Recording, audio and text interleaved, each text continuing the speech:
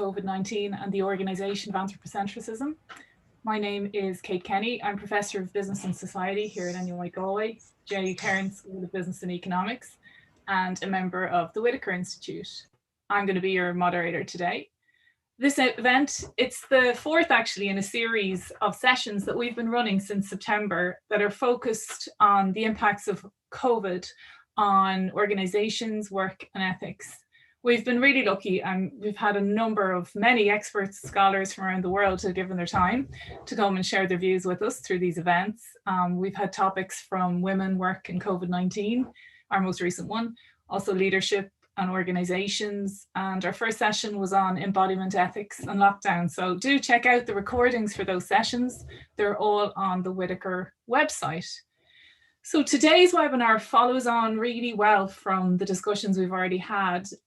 It's becoming increasingly clear through those, but in public debate more generally, that this current health crisis is a climate crisis, is a crisis of economy, but in many ways it's also a demand for us to reconsider what it is to be human.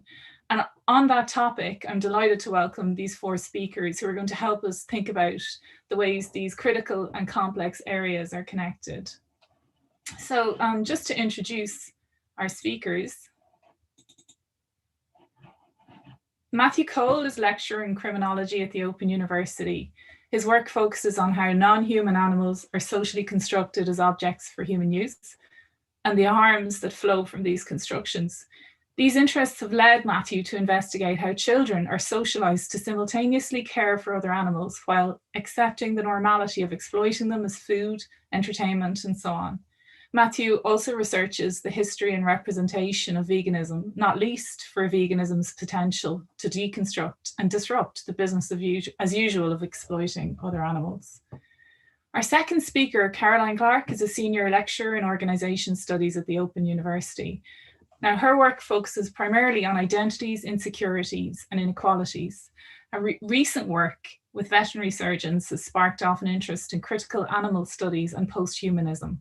The pandemic has extended this interest to the topic of zoonotic disease.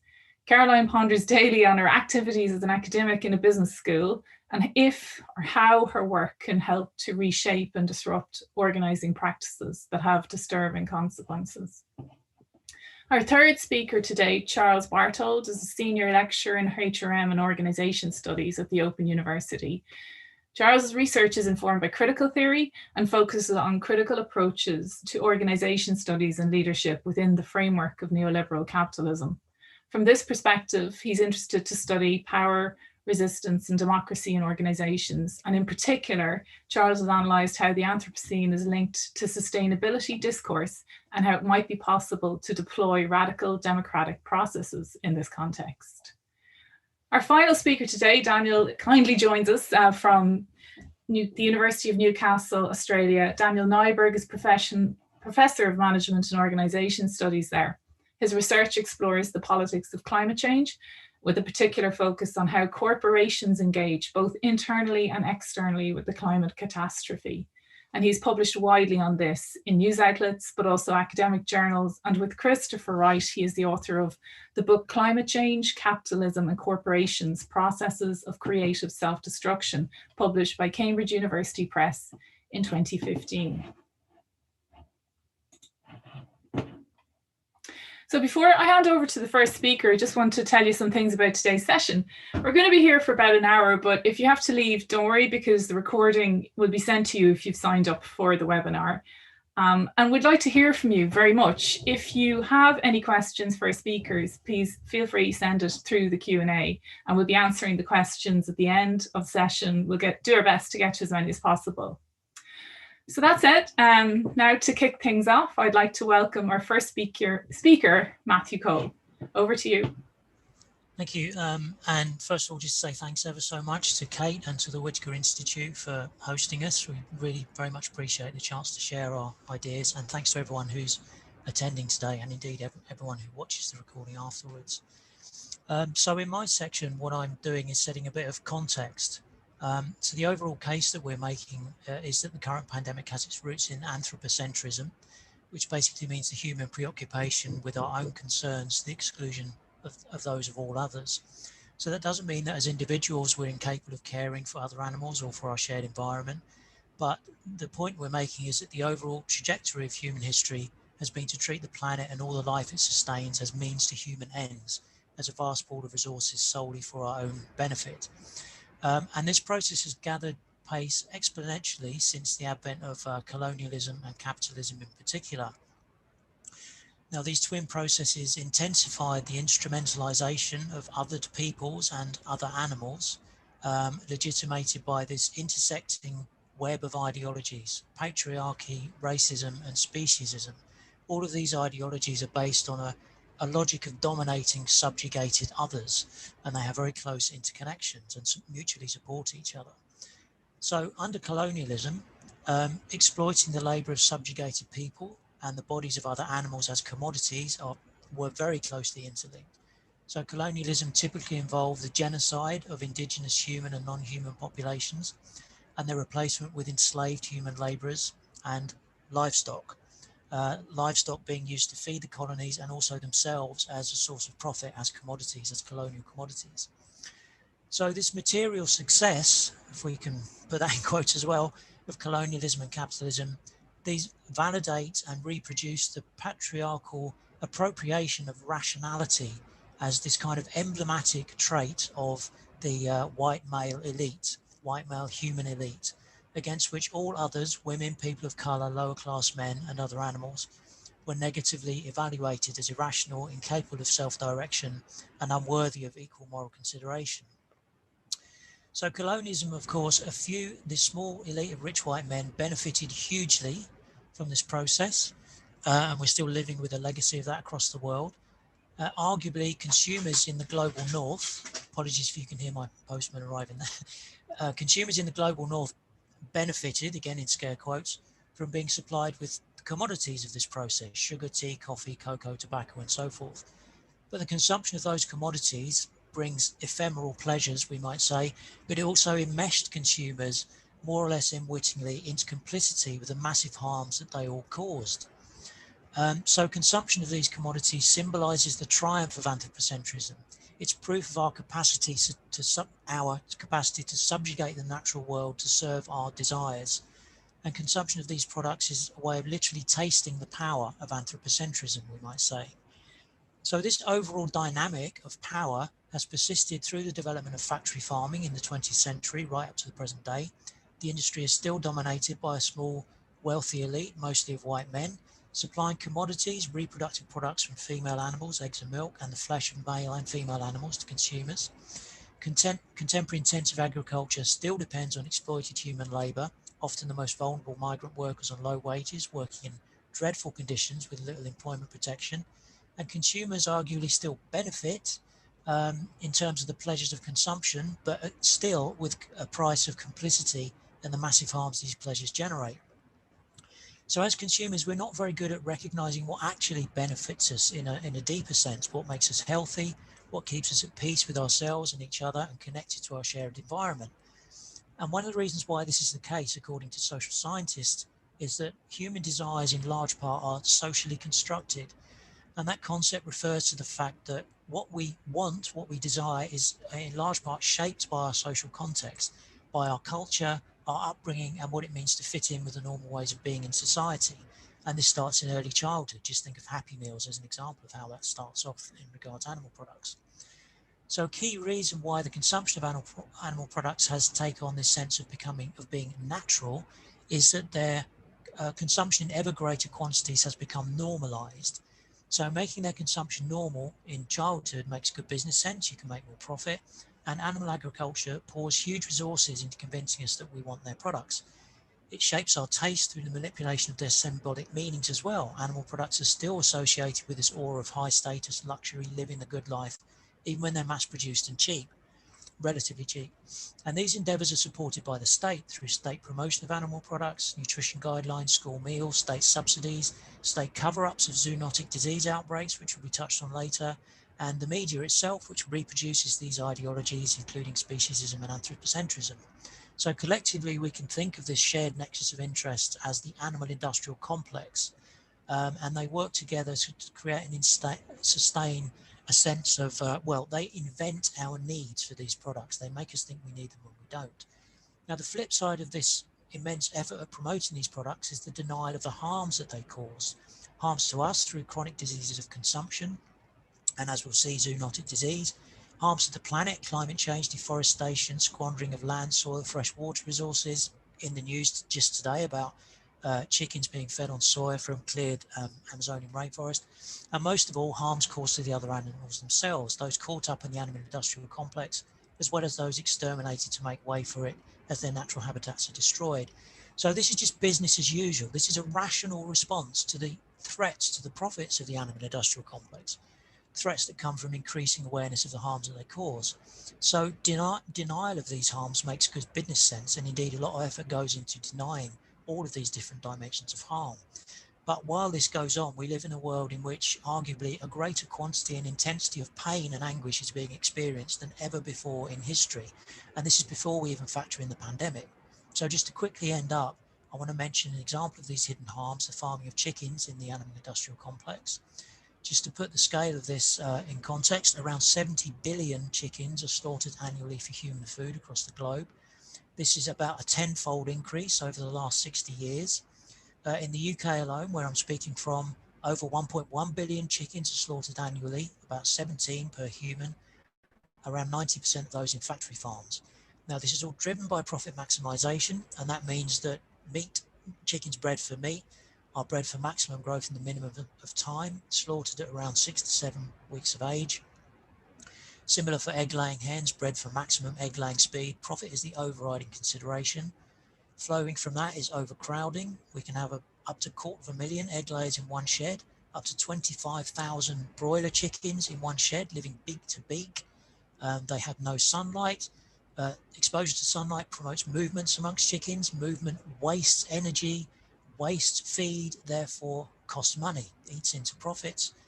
Selective breeding for fast growth and increased profit reduces the capacity of chicken skeletons to support the weight of their muscle tissue, compromises their cardiovascular and respiratory systems, suppresses their immune systems and makes them more vulnerable to infection, including some of the diseases that have driven the pandemic.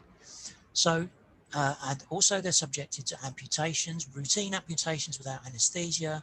Their combs, their claws, their toes, their beaks may be amputated. These mutilations are a response to stress-induced aggression between chickens. That aggression is caused by overcrowding. So problems created by the animal industrial complex are solved by inflicting more pain on their own victims. So to sum this entire process up, these horrific conditions in which chickens are currently living across the world are rational.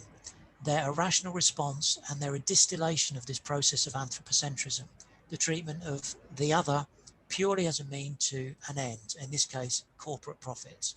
And I'll end at that point and hand over to my colleague, Caroline.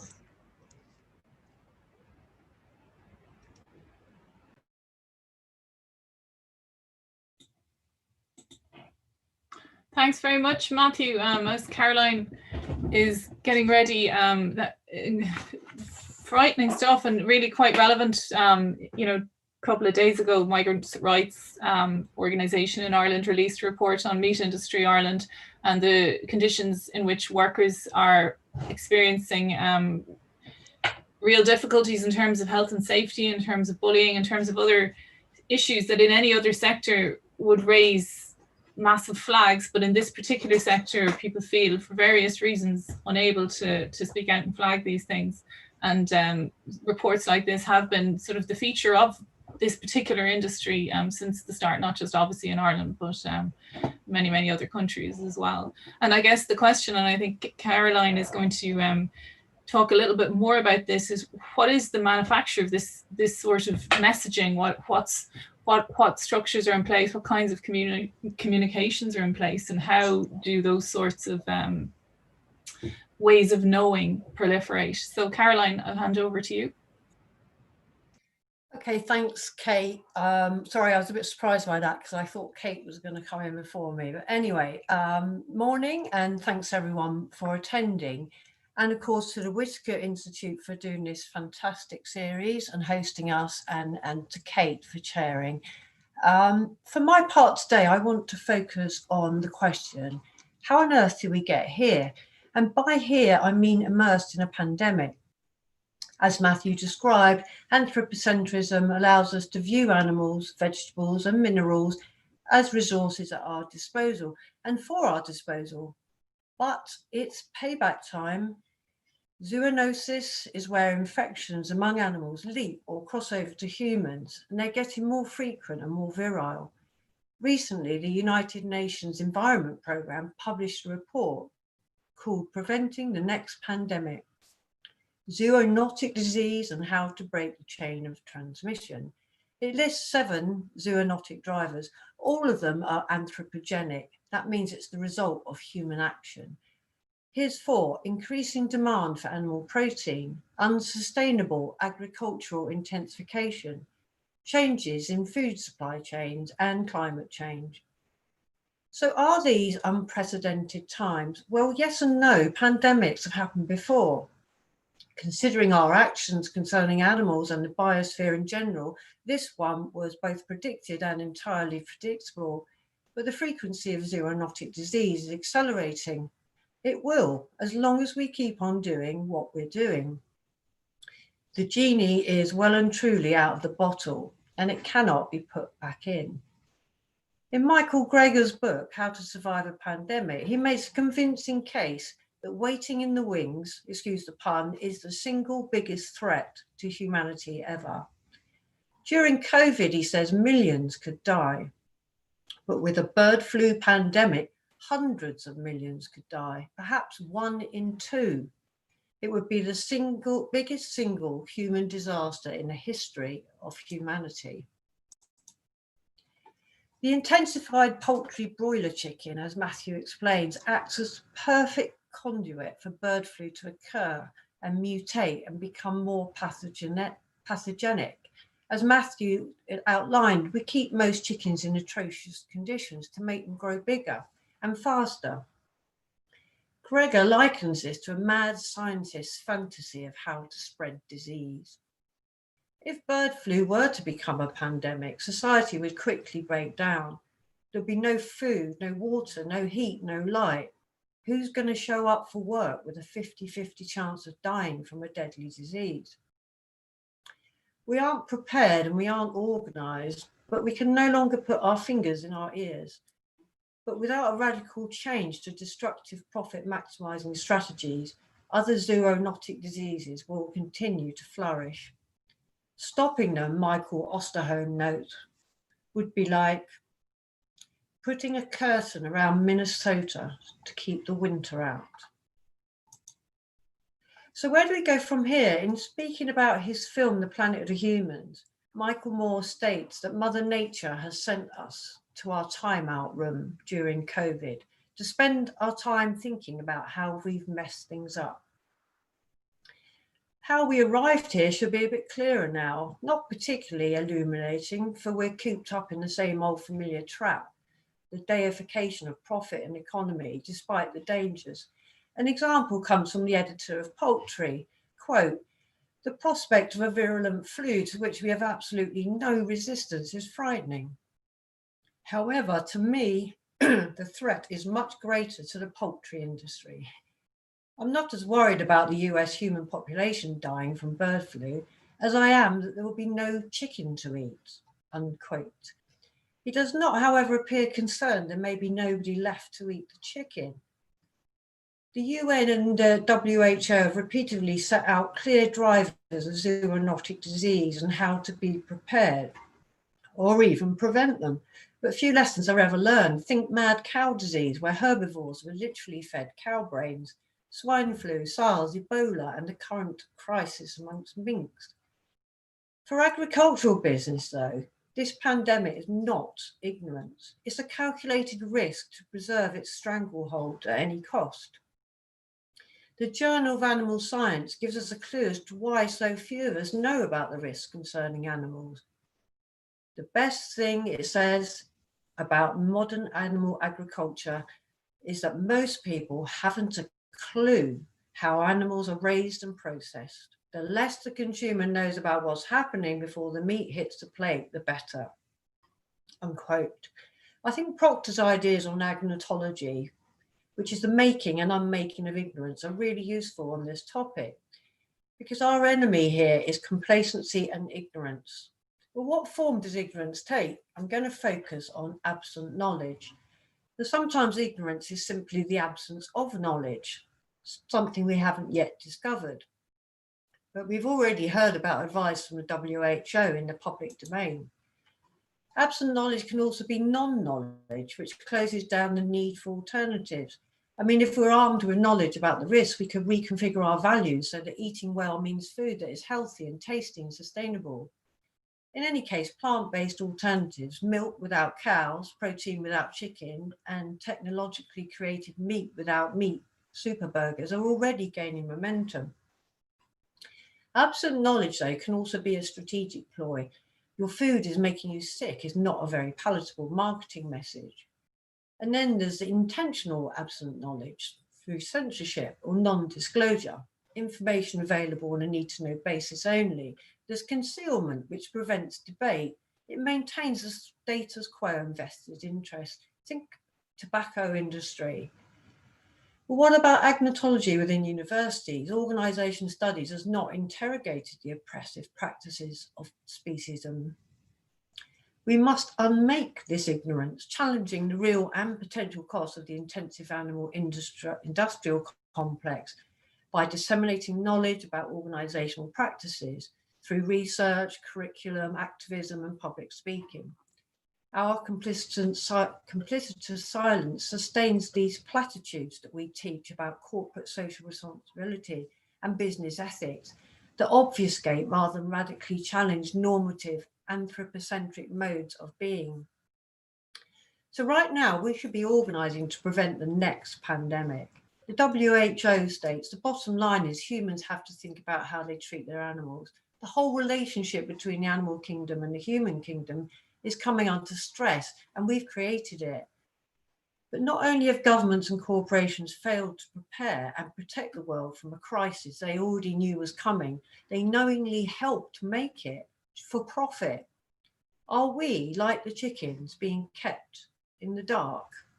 It's clearly we can't rely on these players to keep us safe. They in turn rely on our ignorance and the appearance of absent knowledge. But if we choose ignorance, we deny responsibility. By saying, I don't want to know, it's too depressing, we allow it to continue. Now, big agribusiness is big and it's powerful, but it's nothing without us. In the last 2 weeks, cases of bird flu have been identified in Leicester, Belgium and Finland. The message must be stark. Do we want to return here again and again to pandemics just so we can eat Kentucky Fried Chicken nuggets? And if we must talk of the so-called bottom line, the UN report states that prevention is significantly cheaper than a response. Now, all these problems arose from human choices. The good news is that the solution is also a matter of human choice. Thank you very much for listening. Caroline, thanks very much for that. Not only interesting in terms of the contents, but also a very clear and targeted call to arms for people who are in the privileged position of possessing a platform, whether it's a position teaching students or a position with a public voice, to do something about it. It raises questions that I know as a scholar of organization, you and others are thinking about. The lobby organizations on the side of big business in agribusiness and other kinds of businesses are often incredibly well funded and organized and coherent in a central sort of message way, whereas the protest side often not, splintered. And so these are questions of organization as well that I hope we get to take up through what others will say today and then afterwards in the discussion. So I'd like to move on now. And by the way, if you've just joined us, welcome. And if you have any questions for our speakers, we'll be taking these at the end of the session. So please do add them in the Q&A. We'd welcome them very much. So our next speaker, I'm going to hand over to Charles Barthold. Charles, over to you. Thank you so much, Kate. First of all, I would like to thank the Whitaker Institute for hosting this. And I would like to thank you, Kate, again for making this happen. And thank you so much for to people who are listening now and who will listen at the recording later on. So thank you so much again. All right, I will try to say a few words now. Thank you to Matthew and Caroline for explaining what is at stake with anthropocentrism and the very destructive ways in which we treat the environment and the animals. It was also interesting to listen about the ways in which ignorance is favored by organizations and probably through some government policies as well, through agnotology, which indeed seems a central point. In my 7 or 8 minutes, I will try to make a few links in terms of our roles as academics from that perspective, in particular, in terms of the curriculum. I will talk a little bit about the business ethics curriculum, which was mentioned by Caroline. And second, I will mention academic activism in relation mostly to the debate on critical performativity. I will say later what that is. I will finish by briefly mentioning how to potentially conceptualize a form of democratic politics with material effects.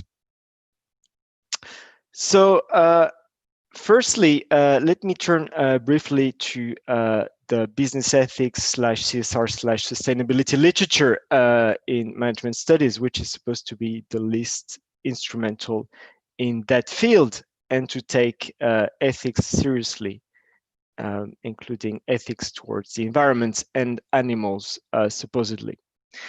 In fact, this field seems to me to be profoundly anthropocentric, with a few exceptions that would need to be developed. So let me say a few words about then some of those approaches and how they are taught now. So if we look at business ethics, again, it seems very human-centered, very anthropocentric, and usually you have 3 streams of those. You would have deontology, virtue ethics, and utilitarianism. Deontology needs the concept of person in order to think about any ethical relationship, and this concept of person is human. So therefore you have a kind of anthropocentrism. This can be seen, for instance, in Kant's famous categorical imperative, which talks about humanity and persons. There's another version of that deontological ethics, which derives ethics from a face-to-face encounter, and that's an encounter with the human others. And again, animals are excluded from the realm of ethics. Virtue ethics talks about excellence of actions, and therefore involves freedom and community, 2 things that are again human and exclude animals. Utilitarianism is perhaps the less anthropocentric because it considers consequences of actions, but in most cases only consequences for human individuals and human communities.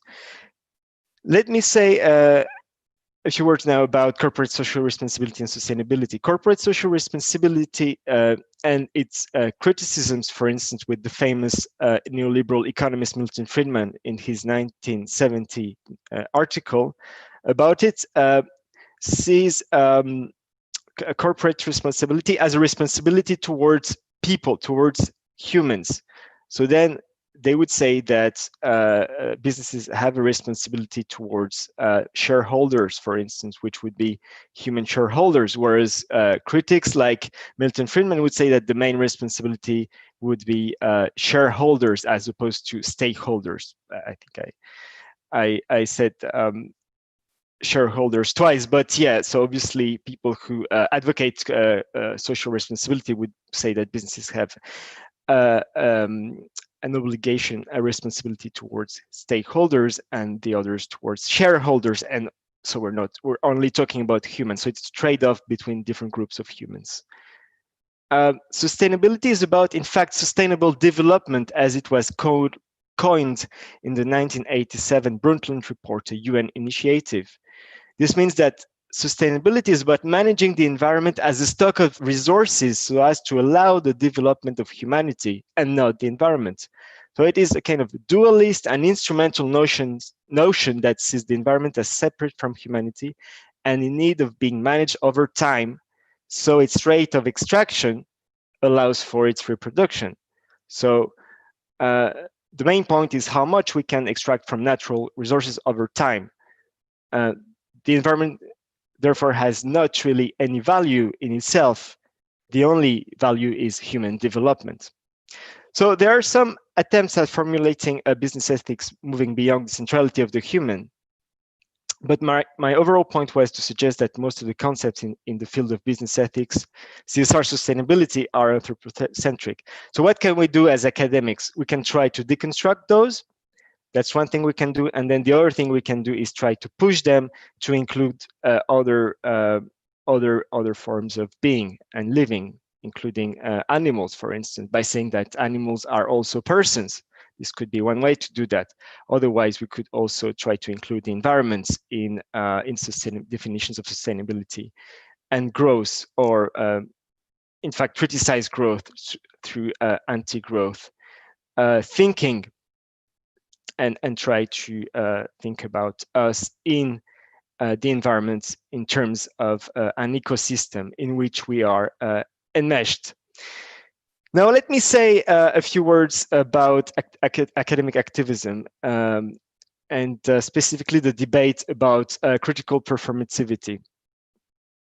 This is about the ways in which we as academics can try to make an impact beyond the realm of academia, so research and teaching mostly.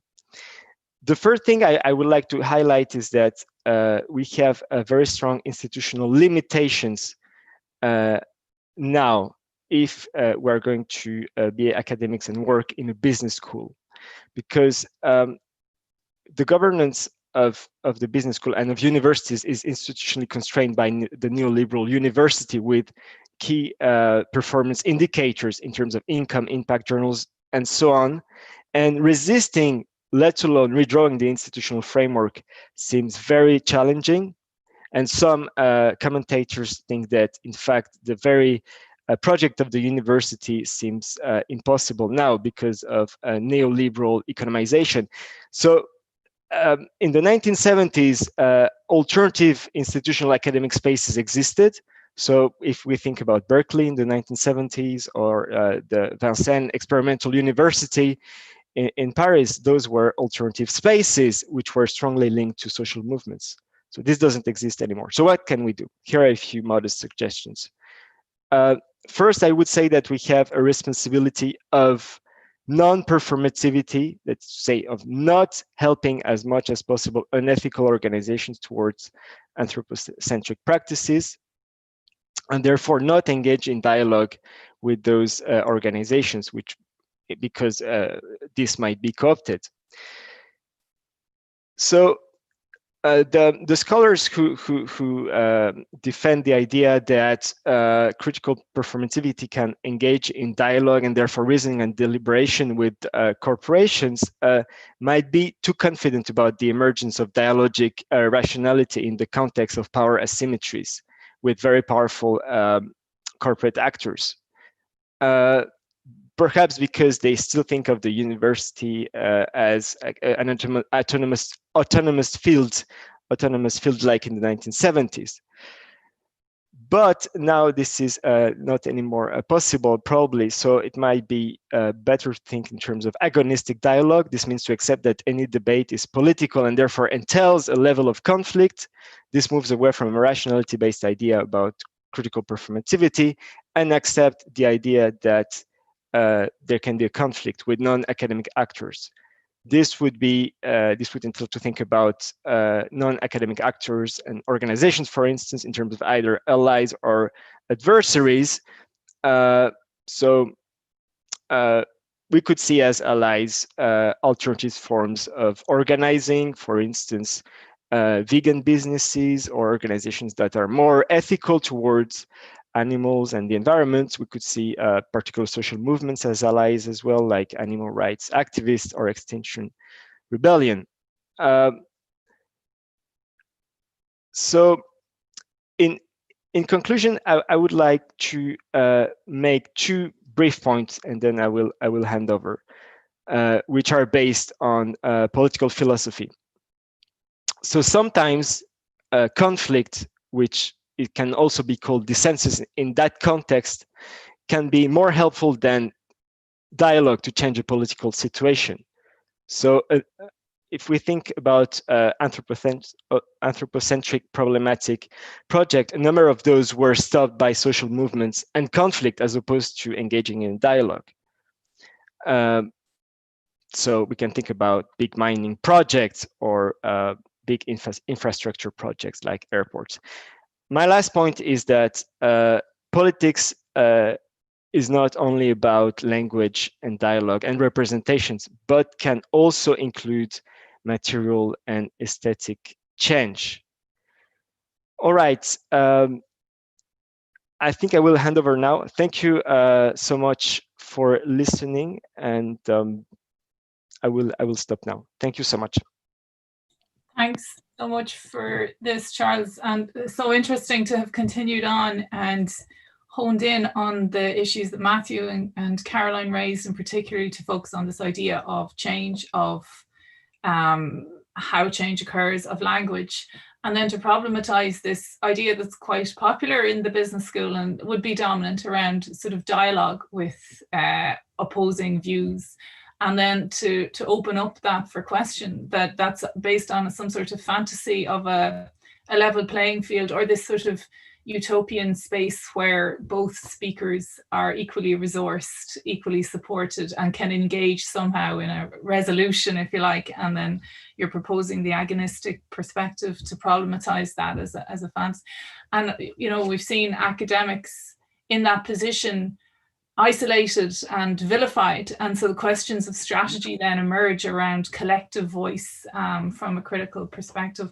So all of these things really help us to think it through. So with this, I'm going to pass over now to Daniel, our final speaker. By the way, just to say to everybody who's joined us today, the session is being recorded and will be sent to people who've signed up, but also please do let us know your questions in the Q&A box. So over to you, Daniel. Thank you, Kate, and thank you for the previous speakers. I will continue the discussion by focusing not so much about anthropocentrism as a concept, but trying to lift it up to the idea of the Anthropocene. So the idea of the Anthropocene is that we now have left a geological epoch called the Holocene that been stable for the last 10 to 13,000 years, and we now have entered the Anthropocene. And this Anthropocene is not a safe operating space for humanity. We have completely messed up the natural Earth systems, and we're now living in a situation where we are facing perhaps 5 degrees warming within the next 80 to 90 years, which would be devastating, not only for human beings, but also for animals and plants, of course. So the Anthropocene has been quite criticized because it's tend to focus on the anthropo and that humans, and obviously we're not equally at fault to this situation. We obviously, those who are at least fault is going to bear the biggest burden, not only in terms of future generation, but also the poorest nation at the moment have produced the least effects, and they're going to probably suffer the most. And also they still a human focus idea with the Anthropocene, but I still think that it is useful to use the concept to track these traces. So when Matthew talks about the consumption, about the effect of these things, these leave traces that we can see, and using these traces that our consumption have left to follow them as demarcations, and then challenge them to eliminate this separation between humans and non-humans, between humans and nature. So I will use the Anthropocene in that positive aspect to allow us to follow the marks, the traces, and to use those traces to challenge our way of being.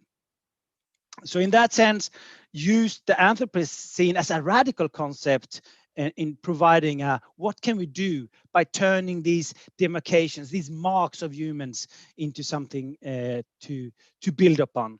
And in that sense, doing what Charles was asking for, finding alternative spaces for building a new or alternative collective future.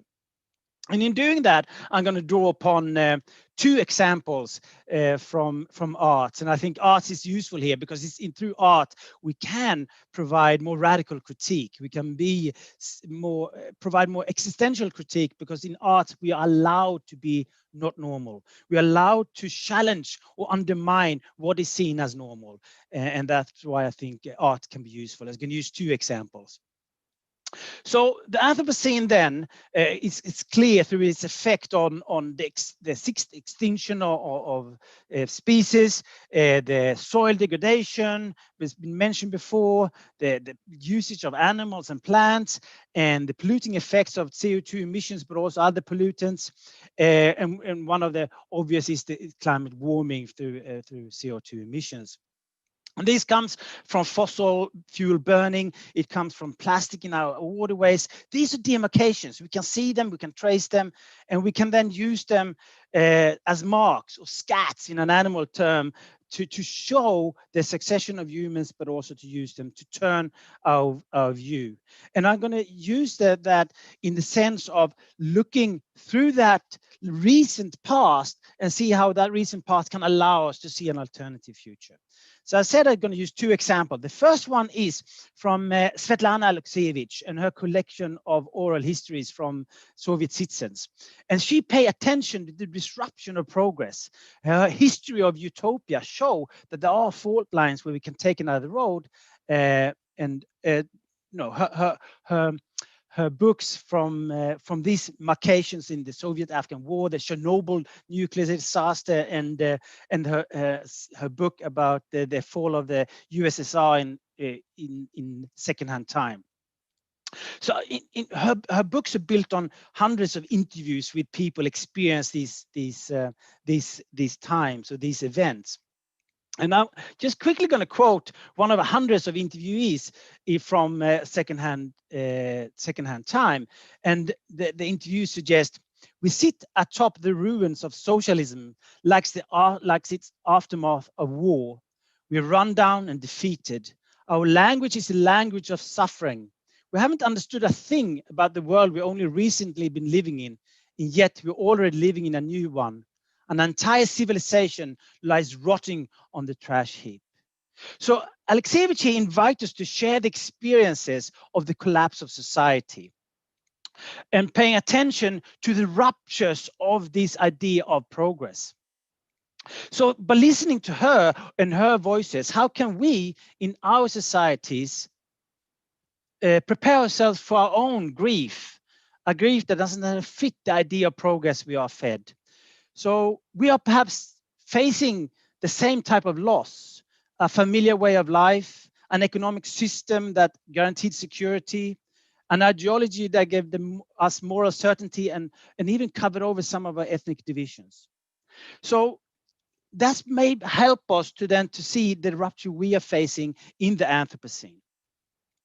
And in the voices from Chernobyl, which is partly feeding into the TV series of Chernobyl, she describes going into the exclusion zone and experience the Chernobyl that were left. And I'm going to quote Alexievich in how she expresses it. What lingers most in memory of Chernobyl is life afterwards. The possessions without owners, the landscapes without people, the roads going nowhere, the cables leading nowhere. You find yourself wondering, just what is this? The past or the future? It sometimes felt to me as we were recording the future. So for us then, how can we use this to mourn our consumer capitalism that obviously can't go on? And the second one I'm quickly going to refer to is a more productive one and positive one in trying to see, position ourselves in the future to look into our practices, to challenge our current norms and what is seen as normal. So this is an exhibition in Sweden called Carbon Ruins. And the exhibition starts with this text. It is 2053. The Swedish government has just opened its landmark museum, Fossil, with its first exhibition, Carbon Ruins. The exhibition, its grand opening, is a celebration of the fact that global net zero emissions of carbon dioxide were reached in 2050. So in this exhibition, Carbon Ruins, the audience or participants go into the exhibition with and see familiar objects, but in a new way. So the frequent flyer card in 2053 sounds absurd, or the nylon socks made of oil. So by making these familiar objects, and with the connecting that, link them to climate change, we can start challenging how we participate in the Anthropocene in that sense. So these two examples was just ideas how we can challenge this demarcation between humans and non-humans. And I'm going to end with a couple of quotes here from Alexievich in how an interviewee in secondhand time suggests the collapse between the human and the non-human in a quite a heartbreaking fashion. And I'm just going to end with this quote with an interview saying, "I'm talking about our old life. I don't feel sorry for myself. I feel bad for everything we used to love."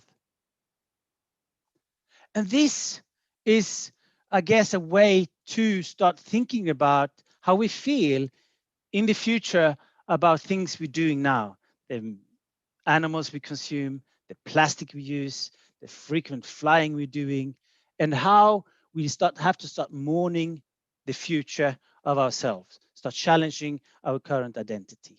So these were just a couple of examples to see how we can create space for alternative futures. Thank you.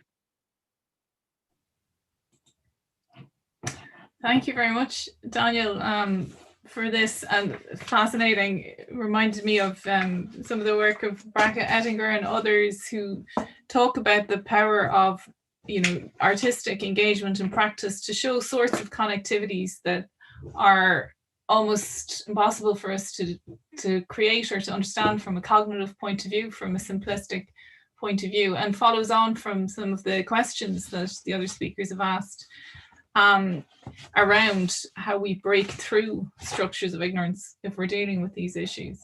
So we see some questions coming through in the comments in the panel, so we might move to that part of the proceedings.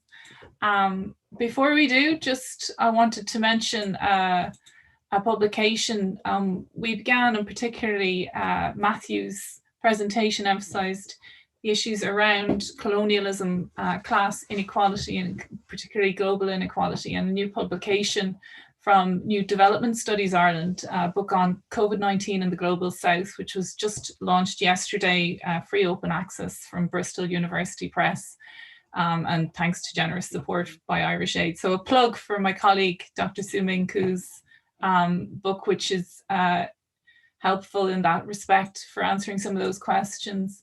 So our first question was a comment around, our commenter was talking about the way that she grew up with grandparents' farm in France, and where meat and animals were free, loved and well treated. So the idea of kind of traditional farming practices was her experience, a working farm where no waste was reused, and was by no means perfect, but there's certainly a place today for small scale regenerative agriculture that does include animals and that can feed humanity. I know this is something that you touched on, Matthew. I don't know if you wanted to mention this. I know it was a comment, but it's a question or an issue that's always often raised, this sort of idea of the return to these sorts of practices.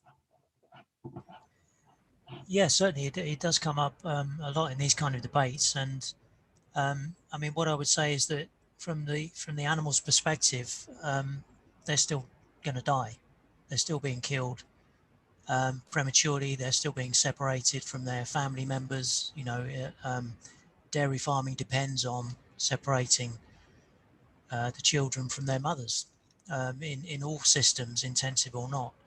So I think that kind of turn to a pre-industrial way of doing things, if you like, is still always problematic from an animal rights perspective. But also it's simply not, it won't scale up. It's not sustainable. You know, it cannot feed the human population on that basis. There's a really good new book came out recently called Meat-splaining. So kind of riffing on mansplaining, that touches on a lot of these issues that we discussed today. And it does talk about this particular issue of a kind of a pre-industrial form of agriculture being seen as some kind of environmental salvation, as some kind of way of solving all the problems of industrial agriculture. And it does a really good job of kind of debunking all of those claims, if you like. So, so yeah, that would be my take on it. It's still, at root, it's problematic from an animal rights perspective. And for me, that's enough. You know, it doesn't need anything else wrong with it. That's enough for me. But also, yeah, it won't work, frankly, to feed the human population. Thanks, Matthew. Our next question was on, it's a long question, so I'll just summarize. It's a reflection on, even with institutions like the one we're hosting this, NUI Galway, it is very difficult to get buy-in to reduce meat dishes on campus. Serious push on plant-based diet is elusive. And it's even for so-called smart folk, these messages are often not getting through. And the questioner mentions that COVID-19 will eventually be blamed on the animals who may or may not have spread it, rather than the humans who have exploited these animals. For those of us who are all too aware, I'm quoting here, of how the animals are brought to the plate, nightmares are our normal. There are no happy meals for anyone. Ignorance is a lifestyle choice by people. And I think that's an interesting reflection on the nature of this ignorance, the ways in which it can or cannot be shattered, if you like, or the effective attachments, I guess, people have to the various structures, power structures, political structures, as well as structures of knowledge that promote this ignorance, is something that I think a number of the speakers have talked about. An interesting different take on it comes from another questioner. While I agree that our abusive treatment of other lives contributes to the development and spread of disease, because we live in a complex interdependent system, even if we tend to see ourselves apart from the environment, this questioner wonders if the emergence of new viruses is not also related to everything needing to have a predator. So does anyone want to take that particular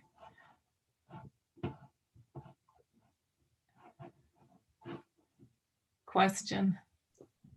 Well, I'll start and say, I suppose I would turn that around to what I was talking about in terms of bird flu. So all flus come from wild ducks. And wild ducks have obviously been harboring flu for centuries. Now, wild ducks can fly over us, they can drop things, and we don't get infected. So there's no kind of naturalness about this, if you like. That is the state of it. But because we have introduced these intensified production methods, if duck droppings land on or anywhere near intensive poultry farms, they can get carried in, and then it's like a match to light up this tinderbox. So I don't think there's anything natural about that. I think we need to really interrogate the word natural anyway, because the fact that we've got this huge football field full of chickens. But yeah, so it's not that ducks carry viruses, they don't harm each other, but it's the fact that through the chicken, they are now leaping, they're becoming zoonotic, and they're coming back to us. And I'm very aware, by the way, that almost this entire presentation has come about because we're actually being quite anthropocentric here. We're saying, you know, this is affecting us, so now we need to talk about it. But a platform is a platform. But I don't know if anyone else has got anything to say on that question. Well, we'll move on in that case. Thanks, Caroline. So a question, there's a long history of agnotology in animal policy, thinking back to the UK BSE epidemic in the 80s and Thatcher's denial and cuts to science and regulators. Given the new prominence of these issues, what political steps, both in the university and more widely, might we take to get to address these issues?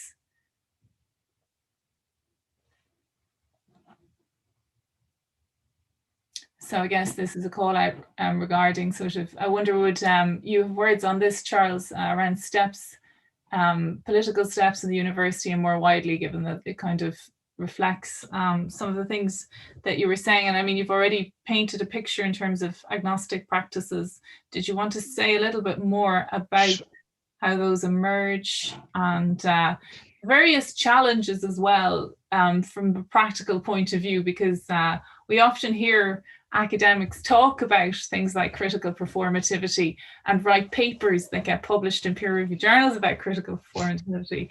The actions are a different thing. So I'll hand that to you, Charles.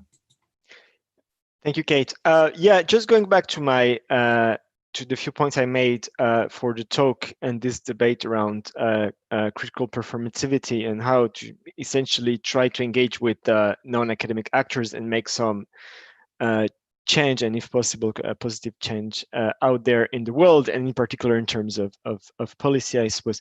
So I would say the most important thing, and this is what I wanted to emphasize with this idea of agonistic dialogue or agonistic critical performativity is to recognize the fact that you are not in a kind of transparent space of rationality, but that there is conflict going on, and that if you are going to try to make any change, I'm not saying that you will make any change, but if you are going to try that, you have to recognize that there are power relations going on, and that you have to position yourself inside that space of power. And one basic way to do that is to start with the very basic idea that you have allies and that you have adversaries, and that you can engage with those in different ways. And going back to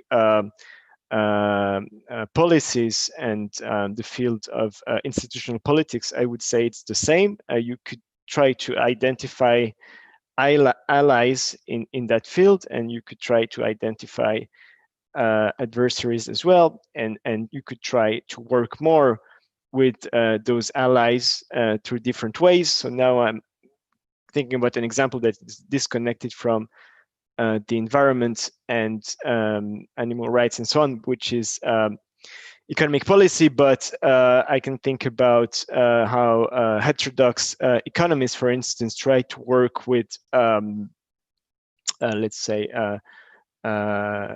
particular politicians and try to help them in terms of trying to, providing advice in terms of economic policy, what might work, what might not work. So this is one way to do it. Yeah,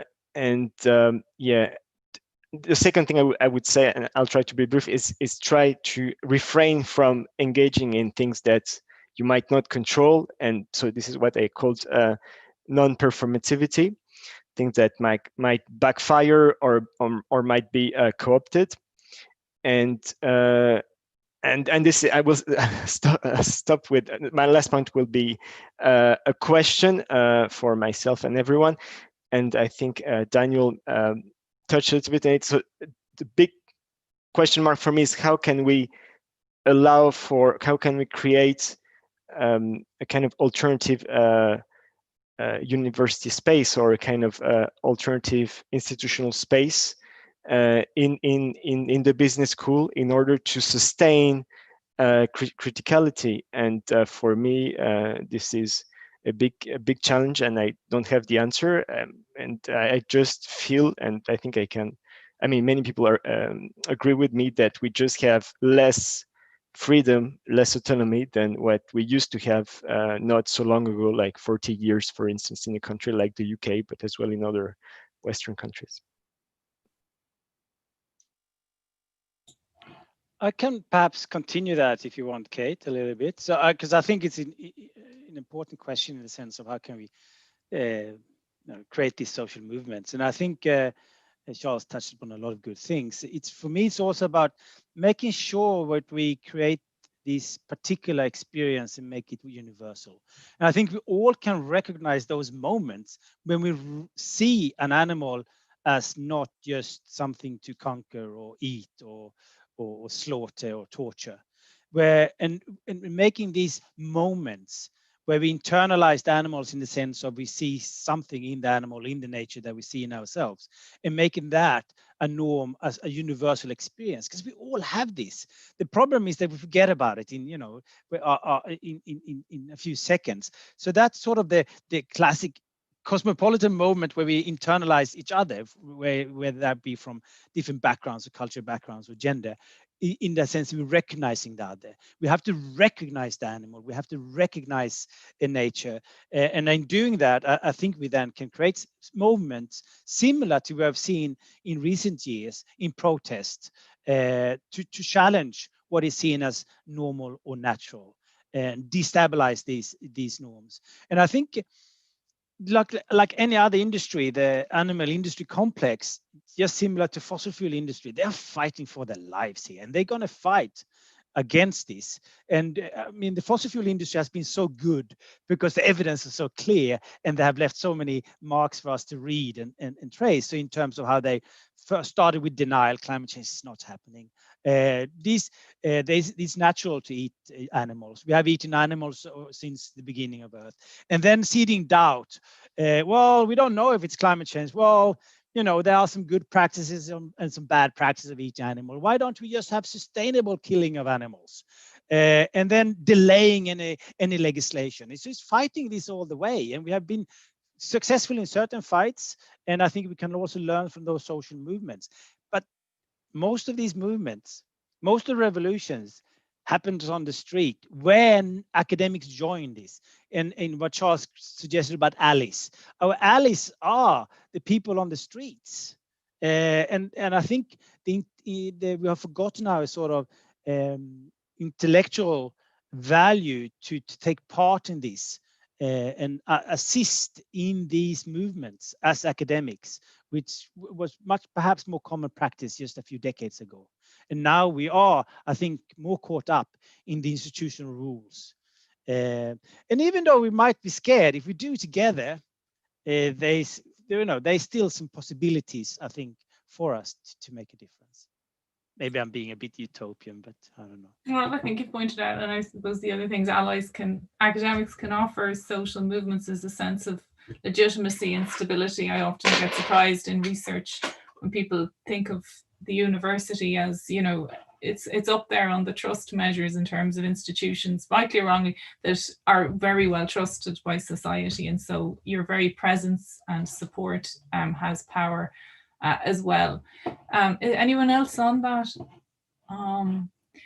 Okay, so is it time for the Northern Hemisphere governments to be looking more closely at the material around degrowth as a response to global overconsumption, the cause of worldwide environmental damage? So this is a topic that comes up again and again, and colleagues of ours in sort of critical management or critical organization studies have been talking and debating for a while. Does anyone want to take that? There's various trends in the degrowth movement, if you like, various different interpretations of that. I'm happy to start. And degrowth is a necessary. It's going to happen. The question is it going to be organized or disorganized degrowth? There's no way we can sustain current forms of consumption with an increased population, an expansion of what we're seeing as consumer capitalism. No way we can do that, considering how we impact the planet. So the question is then, how we're going to organize it and to what degree, or whether it's going to be a disorganized degrowth. So while there is perhaps a planetary boundaries on how much we can consume, capitalism per se does not necessarily need to retract from this, because what we can see would be arguably disaster capitalism, where instead of making money on consumption, they can make money out of helping us with, with building walls around cities for climate change and so on. So I do think there will be degrowth. That doesn't mean that capitalism is going to disappear. What that means is then that we need to take charge of this degrowth in a more community-based ways. Considering that we cannot consume as we do at the moment, how can we organize ourselves locally? How can we change our identity so we don't identify with the brands, with our consumption? Maybe we identify with nature, friends, families. So it's have to happen, but I also think it's have to happen in terms of us changing our identification projects in terms of who we are and what we stand for and what we do. So degrowth is going to happen, it's necessary. The question is how, and knowing when catastrophe zones, there's those catastrophe zones where people start basically killing each other, or they can organize themselves. And we're seeing this in COVID-19. Certain cities has been very good at helping each other, delivering food to each other in lockdown and so on, and assisting each other. Other places has been a bit more competing about resources. Here in Australia, there's a big fight at supermarkets over toilet paper. So, and again, so this depends on how we organize ourselves, I think. Thank you, Daniel. And the question of identity and attachments come up again and again, not easily dealt with. So a question I'm going to ask Matthew, if that's okay, because we have, and it translates a little bit to what Charles has been saying around this issue of allies. So with the advent of large food corporations such as Beyond Meat and Impossible Foods, who are, so to speak, on side, an ally, as Charles would have said. But Matthew, do you see a tipping point in the future where giant corporations might be viewed as assets to the cause instead of pariahs? Well, that's kind of difficult to foresee, I would say, because I think there's lots of issues going on there. One of the issues is the kind of promise of in vitro meat that's on the horizon. And the animal exploiting corporations are investing in vitro meat because they can see maybe the writing on the wall because of rising awareness, opposition. As Daniel was saying, it's just impossible to sustain current levels of consumption. So they're already looking for alternatives in order to stay in place. Now, the plant-based alternatives, if they want to pursue that model and take over that position, obviously that would be preferable to the status quo, to what we've got now. But it still raises problems of people not having that connection, not having that ownership, not having democratic control over our own food supply. And picking up on what Daniel was saying, I think there's huge potential in terms of plant-based economies of making them more local, smaller scale, more democratic, and upskilling human populations to be able to care for ourselves and each other by growing our own food, to put it at its most basic. And that can be on a household level, it can be on a community level, it can be on more larger local levels, like the level of a town and so forth. And I think that's where investment should be going. So I don't see like the likes of Impossible Burger as like the enemy or such. I'm not kind of against it. I fully understand the ambition to kind of appropriate that space from the animal industrial complex, to simply boot them out, and here we have something that is a peaceful way of producing the same products, but it's still an industrial way. It's still a way that, if you like, is more complicated than it needs to be. In an ideal world, and of course we're a long way from that, but in an ideal world, it should be relatively straightforward for us to feed ourselves with the knowledge that we already have about how to grow plants that are nutritious, delicious, abundant, or potentially abundant if we look after our environment better. So that's, it's complex, but I hope that kind of makes some kind of sense of it. That it's not something you can just say I'm for or against in a very straightforward way, I would say. Thanks very much. The next, there's a comment for Caroline about whether your clock which the questioner noticed has stopped at a minute to midnight, is a portent of doom that you've staged, as they say, design or accident for our session today. Well, go on. Well, yes and no, because I quite often get comments about the fact that my clock doesn't move. I don't know why it doesn't move. It's broken. And I was going to take it off the wall. But I noticed, funnily enough, it said 11:45. And I was thinking about this idea of 100 seconds to midnight before we're all doomed. And I mean, it's well spotted. I actually thought I'd leave it there just to see if anyone noticed. But I'd just be keen to hear a little bit more from Daniel on the 100 seconds to midnight issue, because I think he could speak really well on what that means and the urgency of this situation. Yeah, thank you, Caroline, for that handover. I think this idea of time is problematic. As soon as you speak about 100 seconds, 10 seconds, a year, a decade, we are talking about time separated from place or space. So we talk about a future, and it's almost like what's that? Zenock's paradox, where Achilles raised the turtle. We always push the future ahead, so we do not need to act. Instead, we need to look at the places, the demarcations, the marks, the fossils that we're leaving us now. These should be our time tellers, not 100 seconds, a year, or a decade. That will always be a delay, a deferral. So what we need is the place, the spaces for these demarcations. Time is a negative concept if you don't put it into the marks of succession. And we have the marks of succession already through the Anthropocene. And they tell us there's no 90 seconds. We already passed. We're living out of time. The time is out of joint in that sense. Our notion of time as a linear progression, or even as a human experience, we should look at our surrounding, our places, and that clearly suggests there are no seconds left.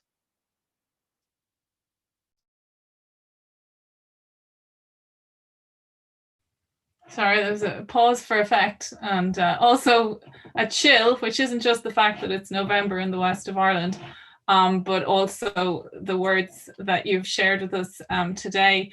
We have a number of other questions in the comment, but I think we're coming to the end of the time that we can use.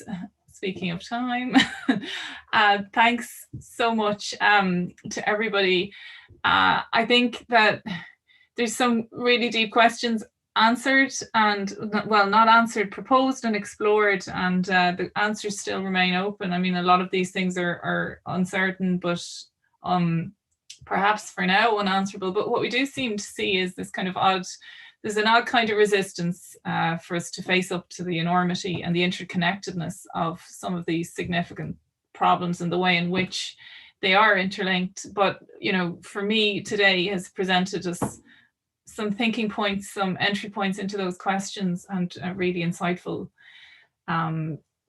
contributions. And I want to say sincere thank you to each of our 4 speakers for giving us some valuable food for thought, and a sincere thank you to the team at the Whittaker Institute here at NUI Galway, virtually here at NUI Galway, Courtney and Angela. And thanks to everybody for coming along. As I say, the recording will be shared. Our next webinar will be in 2021, hopefully. And in the meantime, just to wish you all a safe break